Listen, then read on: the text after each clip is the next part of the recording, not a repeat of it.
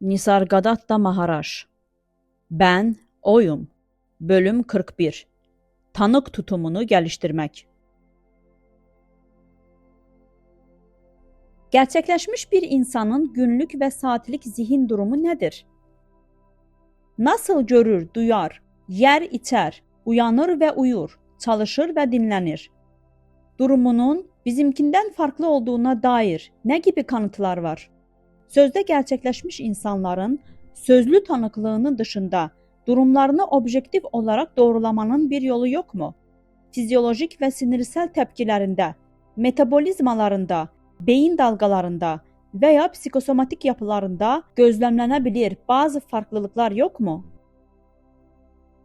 Farklılıkları hem bulabilirsiniz hem de bulamayabilirsiniz. Her şey gözlem kapasitenize bağlıdır. Ancak objektif farklılıklar en az önemli olanlardır. Önemli olan onların bakış açıları, tutumlarıdır. Bu da tam bir kopukluk, mesafeli olma, ayrı durma tutumudur. Bir bilgin çocuğu öldüğünde üzüntü duymaz mı? Acı çekmez mi? Acı çekenlerle birlikte acı çeker. Olayın kendisi çok az önem taşır. Ancak o, ister canlı, ister ölü, ister bedende, ister bedensiz olsun, acı çeken varlığa karşı şefkat doludur. Sonuçta sevgi ve şefkat onun özüdür. O, yaşayan her şeyle birdir ve sevgi eylem halindeki bu birliktir. İnsanlar ölümden çok korkarlar. Bilge kişi hiçbir şeyden korkmaz. Ama korkan insana acır. Sonuçta doğmak, yaşamak ve ölmek doğaldır. Korkmak ise doğal değildir. Elbette olaya dikkat edilir. Diyelim ki hastasınız. Yüksek ateş, ağrılar, titreme. Doktor size durumun ciddi olduğunu, sadece birkaç gününüz kaldığını söylüyor. İlk tepkiniz ne olurdu? Hiçbir tepki. Tütsünün yanıp bitmesi nasıl doğalsa, bedenin ölmesi de öyledir. Gerçekten de bu çok az önem taşıyan bir konudur. Önemli olan ne beden ne de zihin olduğumdur.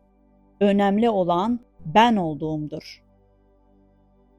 Elbette aileniz çok üzülecek.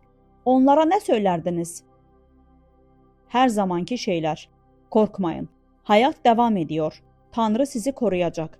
Yakında tekrar bir arada olacağız ve benzeri şeyler. Ama benim için tüm bu telaş anlamsız. Çünkü ben kendimi canlı ya da ölü olarak hayal eden bir varlık değilim. Ne doğdum ne de ölebilirim. Hatırlayacak ya da unutacak hiçbir şeyim yok. Peki ya ölüler için dualar? Elbette ölüler için dua edin. Bu onları memnun eder, gurur duyarlar. Bilge kişinin dualarınıza ihtiyacı yoktur. O, dualarınızın cevabıdır.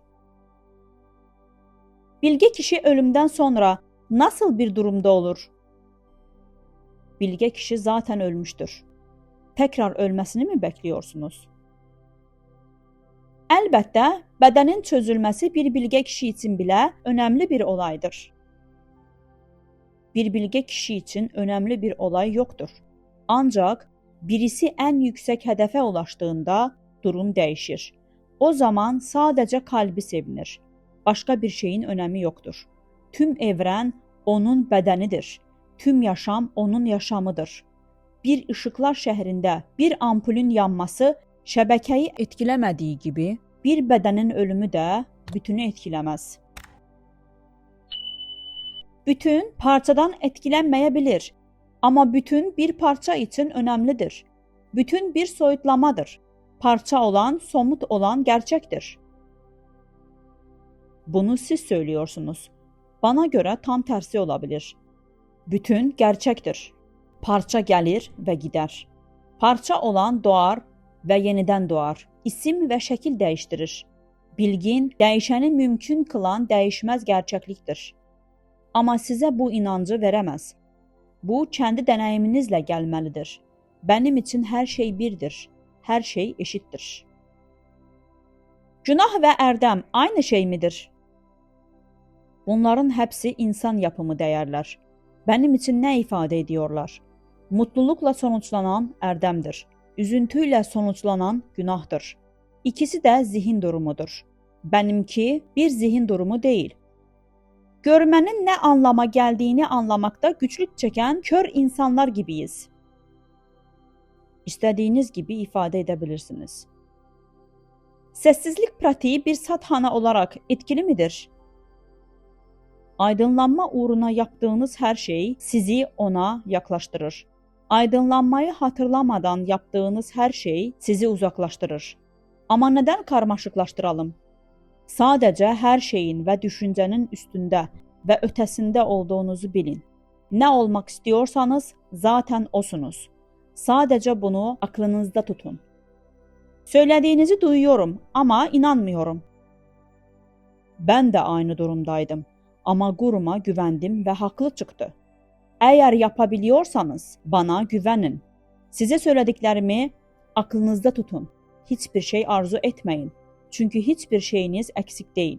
Arama eyleminin kendisi bile bulmanızı engeller. Her şeye karşı çok kayıtsız görünüyorsunuz. Kayıtsız değilim, tarafsızım. Ben ve benim arasında hiçbir tercih yapmıyorum. Bir səbət toprak da, bir səbət mücevher de istenmeyen şeylerdir. Hayat ve ölüm benim için aynıdır. Tarafsızlık sizi kayıtsız mı yapıyor? Tam tersine. Şefkat ve sevgi benim özüm. Tüm ön yargılardan arınmış olarak sevmekte özgürüm. Bu da aydınlanma fikrinin son derece önemli olduğunu söyledi. Çoğu insan bırakın ona ulaşmayı, aydınlanma diye bir şeyin varlığından bile habersiz hayatlarını geçiriyorlar. Bunu duyduklarında ölmeyen bir tohum ekilmiş oluyor. Bu nedenle bu da her yıl 8 ay boyunca keşişlerini durmaksızın vaaz vermeye gönderirdi. İnsan yiyecek, giysi, barınak, bilgi, sevgi verebilir. Ama en büyük hediye aydınlanmanın müjdesidir, derdi Qurum. Haklısınız, aydınlanma en büyük iyiliktir. Bir kere ona sahip olduğunuzda kimse onu sizden alamaz. Batıda böyle konuşsaydınız insanlar sizi deli sanırdı. Elbette sanırlardı. Cahiller için anlayamadıkları her şey deliliktir. Ne olmuş yani? Bırakın oldukları gibi olsunlar. Ben olduğum gibiyim. Hiçbir erdemim yok ve onlar da oldukları gibiler. Hiçbir suçları yok. Yüce gerçeklik sayısız şekilde kendini gösterir. İsimleri ve şekilleri sonsuz sayıdadır. Hepsi ortaya çıkar. Hepsi ortaya çıkar. Hepsi aynı okyanusta birleşir. Her şeyin kaynağı birdir. Sebepleri ve sonuçları aramak sadece zihnin eğlencesidir. Var olan sevilebilir. Sevgi bir sonuç değil, varoluşun temelidir. Nereye giderseniz gidin, varoluşu, bilinci ve sevgiyi bulacaksınız. Neden ve ne için tercihler yapıyorsunuz? Doğal nedenlerle, yani sel ve depremlerde olduğu gibi binlerce, milyonlarca hayat yok olduğunda yas tutmuyorum. Ama bir insan eliyle öldüğünde son derece yas tutuyorum. Kaçınılmaz olanın kendi ihtişamı vardır. Ancak öldürmek önlenebilir ve bu nedenle çirkin ve tamamen korkunçtur. Her şey olduğu gibi olur. Doğal veya insan yapımı felaketler olur ve dehşete kapılmaya gerek yoktur. Herhangi bir şey nasıl sebepsiz olabilir? Her olayda tüm evren yansıtılır. Nihai sebep izlenemez. Sebep-sonuç fikri sadece bir düşünme ve konuşma biçimidir. Sebepsiz ortaya çıkışı hayal edemeyiz. Ancak bu, sebep-sonuç varlığını kanıtlamaz. Doğa akılsızdır. Bu nedenle sorumsuzdur. Ama insanın aklı vardır. İnsan neden bu kadar sapkın? Sapkınlığın nedenleri de doğaldır. Kalıtım, çevre ve benzeri. Çok çabuk kınamaya meyillisiniz. Başkaları için endişelenmeyin. Önce kendi zihninizle ilgilenin.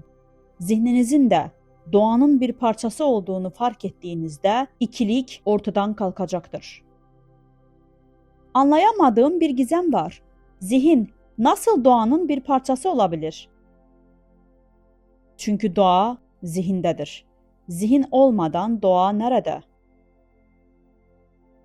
Eğer doğa zihindeyse ve zihin benimse doğayı kontrol edebilmeliyim ki bu da gerçekte böyle değil. Davranışımı kontrolüm dışında güçler belirliyor. Tanık olma tutumunu geliştirin ve kendi deneyiminizde tarafsızlığın kontrol getirdiğini göreceksiniz. Tanık olma hali güç doludur. Pasif olma gibi bir yanı yoktur. Son. Değerli izleyicilerimiz, eğer bilgi faydalı olduysa beğenməyiniz ve paylaşmanız bizi sevindirir. Kanalın büyümesi ve daha çok insana ulaşması, daha çok insanın bilgilənməsinə ve aydınlanmasına sebep olur. Bizimle olduğunuz için teşekkürler.